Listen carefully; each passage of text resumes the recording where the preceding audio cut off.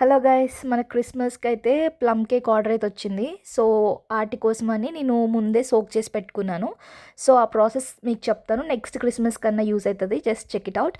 So first అయితే అన్ని type of nuts తీసుకోవాలి. Like black grapes, normal grapes and cashew nuts, బాదం, tutti fruttis, cherries అట్లా అన్నీ తీసుకొని చిన్న చిన్న మీకు ఎంత క్వాంటిటీ వాడినా అంత క్వాంటిటీ అన్నీ మెజర్ చేసుకొని 1 బై 1 అన్నీ కట్ చేసుకోవడం అనమాట. కట్ చేసుకొని ఒక 1 బై 1 అన్నీ వేసుకున్నాక ఆల్కహాల్ అయితే యూ కెన్ యాడ్ రమ్ అలా ఏదైనా.